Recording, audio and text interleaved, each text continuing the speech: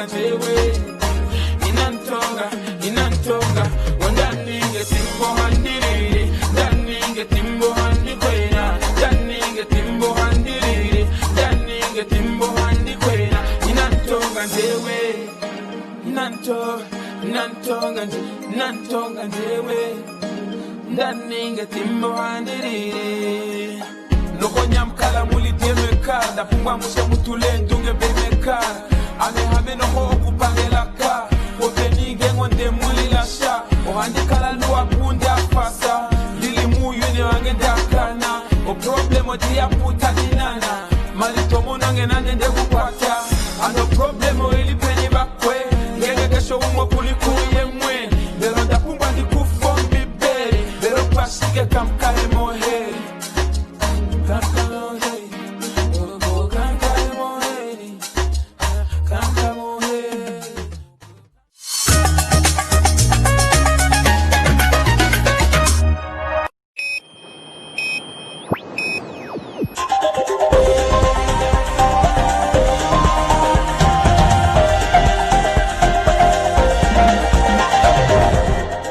Today on One, your daily dose of local affairs and social media commentary. Today on One, hashtag justice for Ingrid van Wyk Scholz. FAO warns locust outbreak in Namibia could threaten food security. Tobias Hanyeko, first independent candidate, runs for November elections. And Brave Warriors manager backs players for Bafana Bafana clash.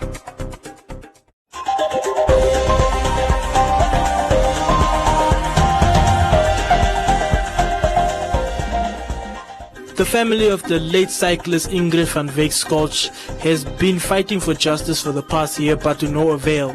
The case has been postponed on numerous occasions due to dockets that kept going missing.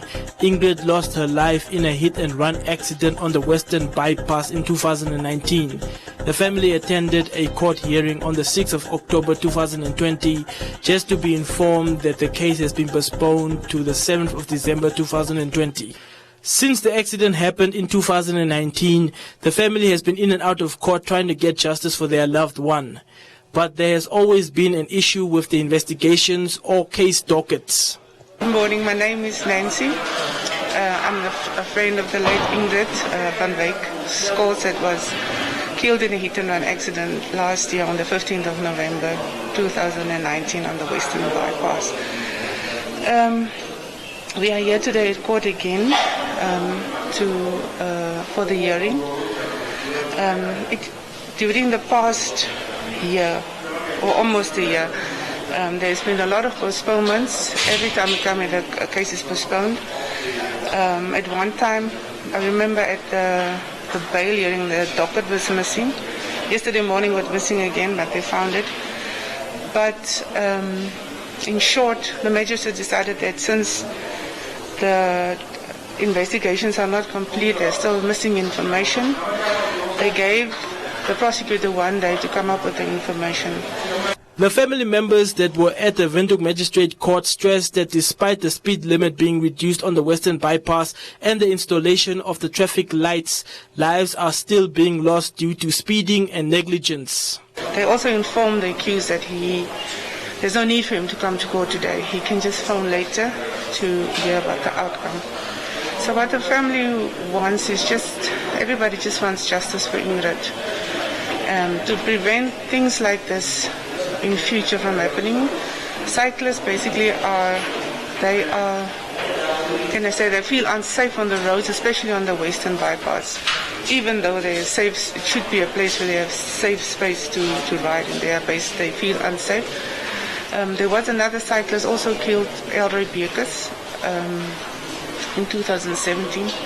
Even on Friday evening, another cyclist, Mr. Lotto Peters, was also bumped by a vehicle. He miraculously survived, so we're glad for that. But we can see that there's now an increase in cases like this, and we don't see the justice in the courts for this. We don't know what happens, what's happening to the cases.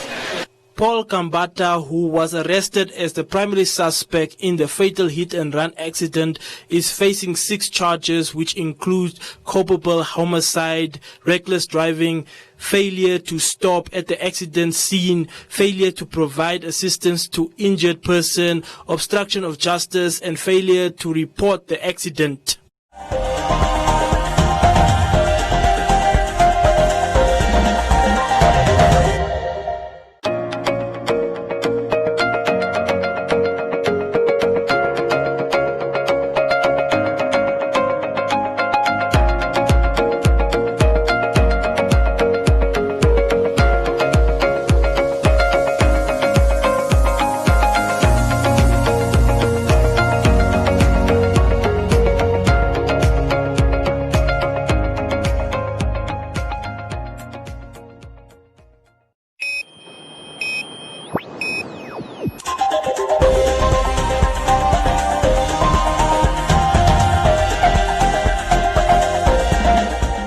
The Food and Agriculture Organization, FAO, of the United Nations has warned that the outbreak of the African migratory locust, which was recently reported in the Zambezi region, could further threaten the food security of thousands of Namibians, especially those residing in the affected areas.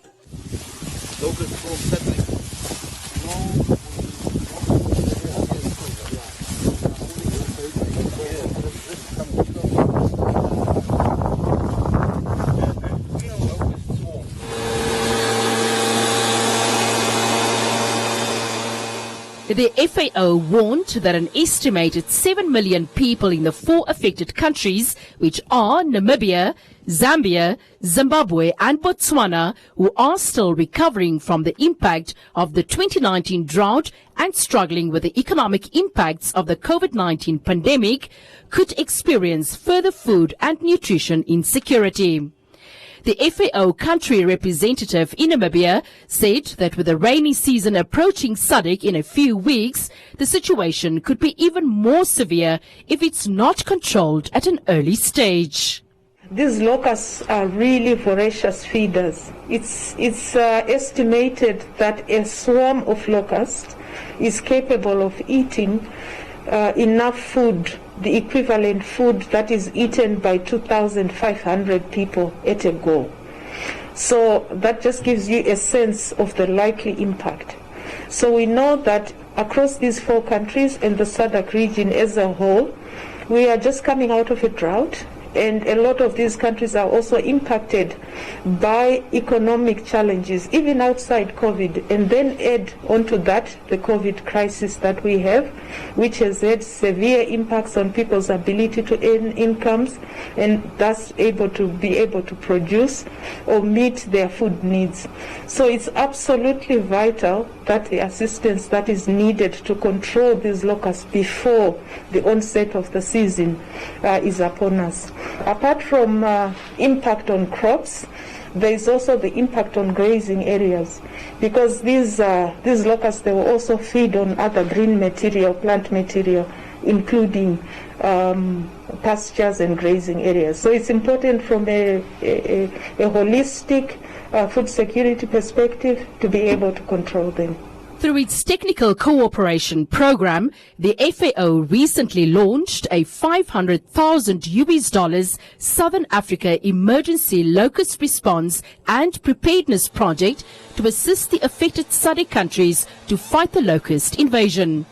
The FAO representative to Namibia says that there are ongoing efforts to get additional financial support from other development partners to intensify the response and control the threat before the start of the rainy season. So far, FAO has provided some financial resources to be able to enable the 4 affected countries to boost their response. So countries indeed, such as Namibia, they have put their own resources on the table and they are currently undertaking control measures. On our side as FAO, across the 4 countries, we got some resources, and those resources have also gone to boost the ongoing efforts. For example, purchasing additional pesticides, but also supporting some of the training of the staff, of government staff that are engaged in the control measures. So this is some of the assistance that we have provided. There are ongoing efforts at the level of the organization to get additional support. So we've been talking to a number of possible funders, development partners, to be able to put more funds so that we can intensify the response and control the threat before the rainy season starts. Some experts believe the swarm of locusts migrated to Namibia from the affected neighboring countries after aerial spraying methods were used to combat the outbreak in these countries. In his update submitted to Cabinet on the situation, the Agriculture Minister, Kalle Schledwein, called for an estimated $30 million Namibia dollars to effectively combat the locust invasion, as well as to make use of aerial spraying methods.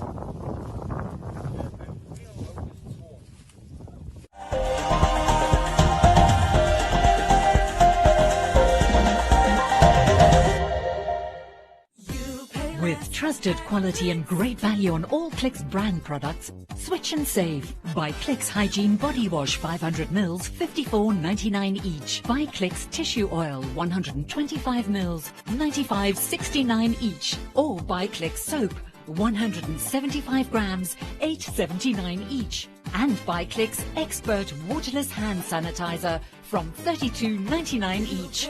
Clicks. Feel good. Pay less.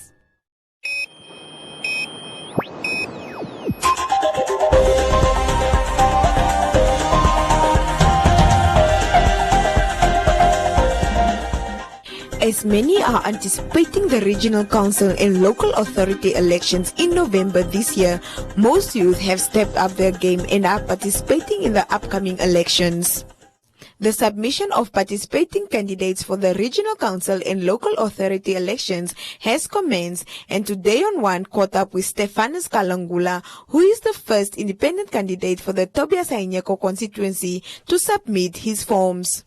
Today's date, it was the date that I was nominated by the people within the Tobias Hainyeko constituency to be their voice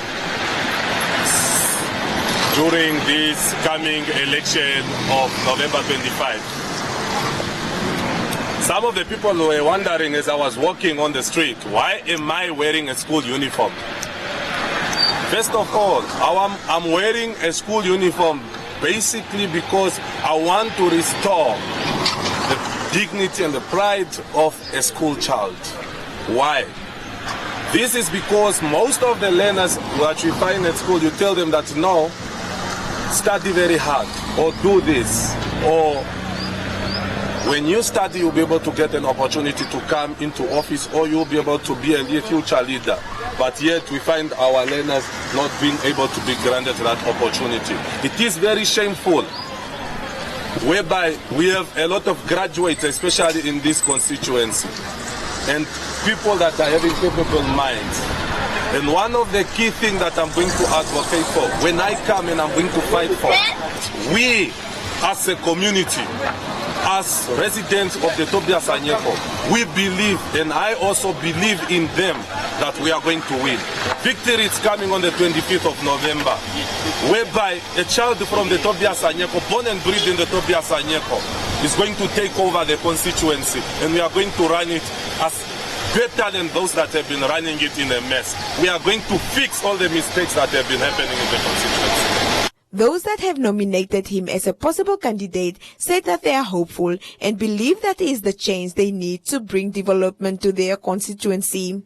We've nominated him officially. He meets all the requirements, meaning he's going to be a candidate come November 25 to participate in the election. Now, Stephen happens to be one of those kids that grew up in the dusty street of Okurangala in the Tobias Hainyeko constituency. That's why we are saying 30 years into democracy, a child was raised, a child went to school, a child has graduated, and now is the right time for that child to take over office. He's 30 years, he's a 30-year-old man, and we think he got what it takes to lead the youth of this constituency.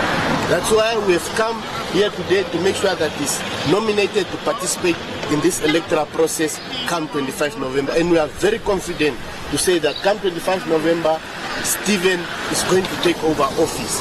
So it's high time for young people to begin to lead. The notion of saying that young people are future leaders doesn't happen to us anymore. So it's our time to take over now, because we only have 30 years, then from there we'll be in retirement. So that's why we are emphasizing that in the current dispensation, you can be a school dropout, you can be a graduate, but it still remains the same. We are even finding it difficult to convince the younger ones to go to school, because us that have graduated are languishing in poverty, have nothing to offer at home, we are sleeping without way. We are here today to select Stephen as our representative candidate. We want him to win so he can assist those that are jobless in the streets. Kalangula vowed to bring change to the constituency, as he claims that it is high time that youth takes future development of their constituencies into their own hands.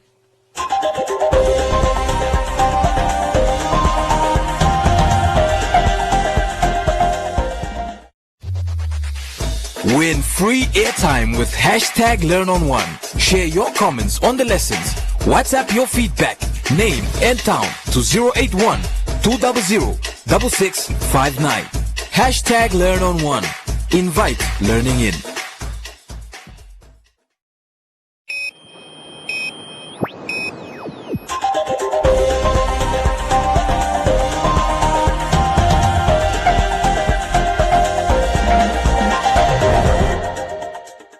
Catching up with interim manager of the Brave Warriors at his last training session before flying out to South Africa for the team's international friendly against South Africa's Bafana Bafana, Gaffer Bobby Samaria praised his players for their hard work during training and is confident of his team going into the match. Today on One Sports, caught up with the Brave Warriors interim manager at the team's last training session before calling up his team to take on South Africa's Bafana Bafana team in the Mandela Challenge Cup in Rustenburg, South Africa on Thursday. Despite his players not playing for almost 10 months, Brave Warriors interim manager Bobby Samaria praised his players at their last training session as he commended their hard work during the 2 weeks in camp. We started on the 22nd of September with our training camp. Of course, after a very, very long absence of training as well as football, the last time that the team played was in November. So that was roughly 10 months ago. So it's understandable that the players would not come in the best possible shape. So they came back rusty. So first thing that we needed to do was to work on their conditioning. So we decided to have 2 training sessions every day. So the morning was assigned to conditioning, and in the afternoon we did our tactical sessions as well as technical sessions. I must say now, looking back from where we were and where we are now, I think the team have improved tremendously. I think we are now almost 70 to 80% of where we want to be, and that's a good sign.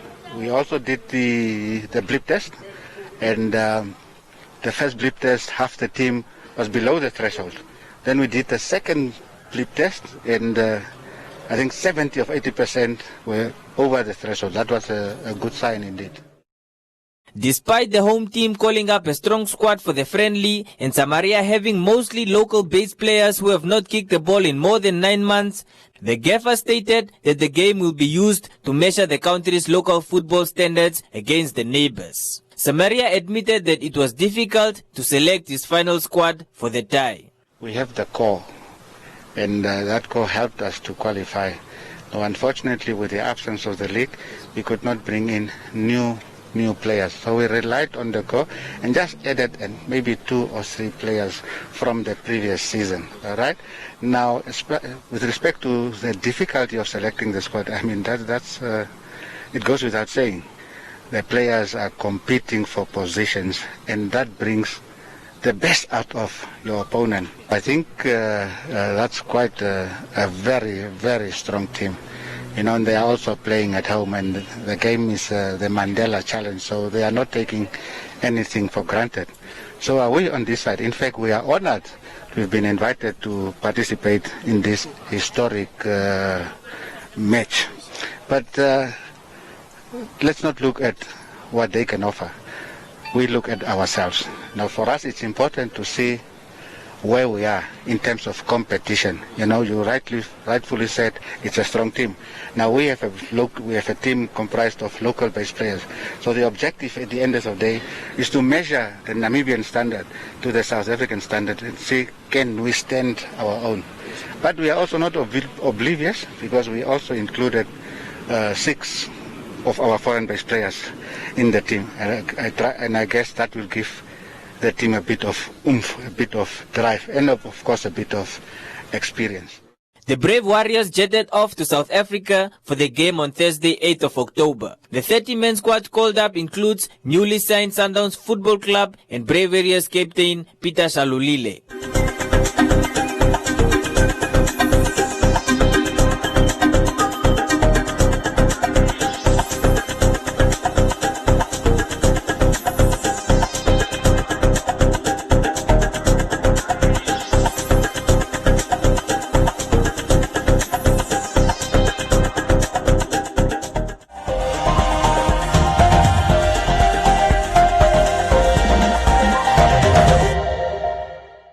Enjoy these fantastic payday savings at Clicks until 7 October. Buy Nivea Roll-On 50 mils, 3 for $51. Save 50% on Clicks Power Edge 3 or 5 razor blades. Buy Pampers Active Baby Pants or new Baby Dry or Mini Disposable Nappies Value Pack, $177.99 per pack. And buy Lifebuoy Soap, 175 grams, 2 for $19. Clicks. Feel good.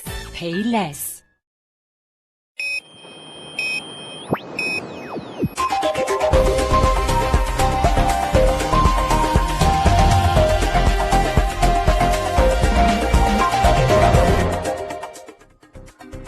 In other leading stories, U.S. Ambassador Lisa Johnson announced that the U.S. President's emergency plan for AIDS relief, PEPFAR, will contribute $89 million to Namibia in 2021 to fight HIV.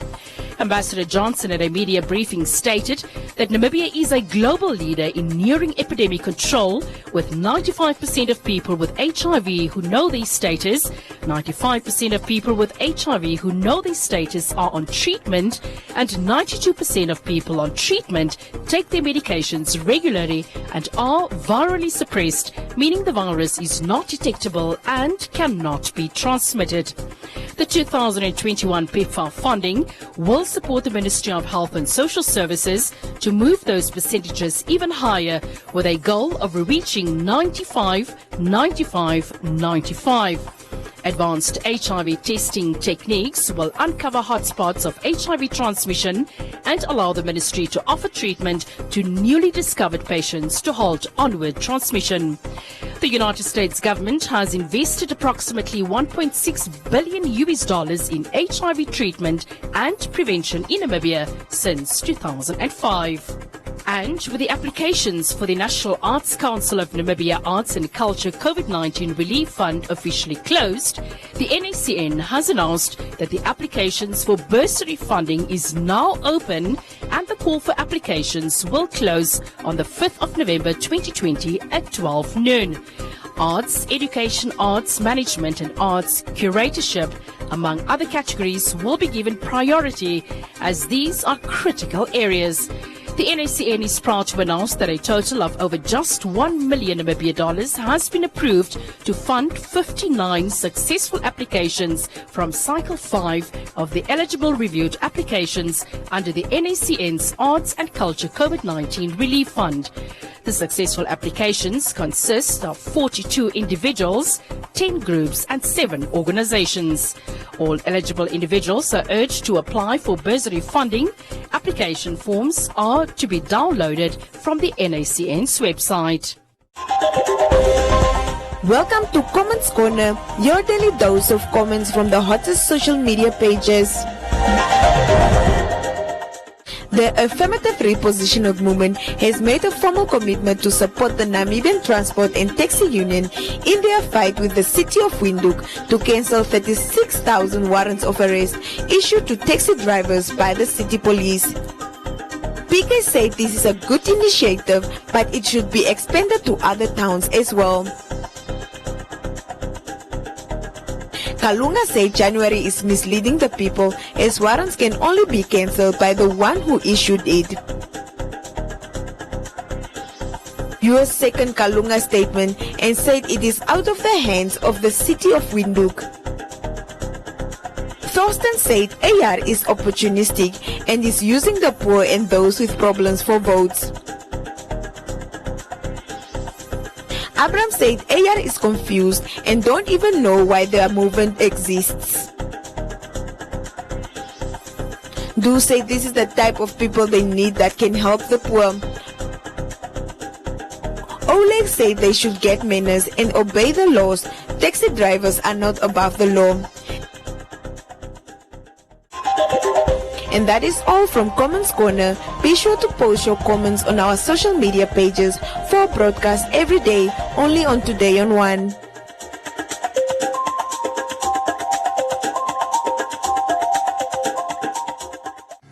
Imagine opening your Nedbank account anywhere, anytime by simply taking a selfie. Introducing Identity Today, a platform which enables you to open your Nedbank account, scan the Nedbank QR code with your smartphone camera, and immediately follow the instructions on the link that will open up in your web browser. Follow the simple steps to complete the account opening online form. Have your identity card or passport ready. Take a selfie and send it to us, and your new Nedbank account will be opened and confirmed in 3 minutes or less. Visit www.nedbank.com.na to shift your account to Nedbank today. Nedbank. See money differently.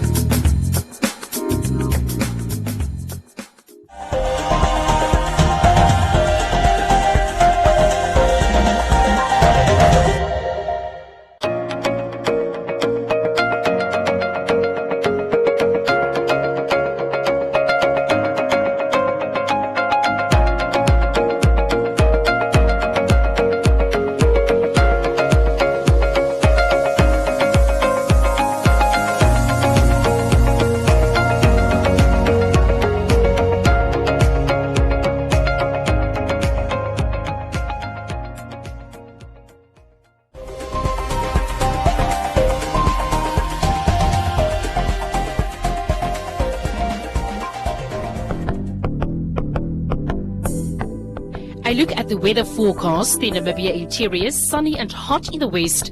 Elsewhere, partly cloudy and hot to very hot, with a few to isolated thunder showers in the Zambezi region. The coast, partly cloudy and cold to cool with fog patches at first. Drizzle is most likely over the northern and central coastal areas. The wind moderate northwesterly to southwesterly, but fresh southerly at times in the south. Now we look at minimum and maximum temperatures across the country and beyond.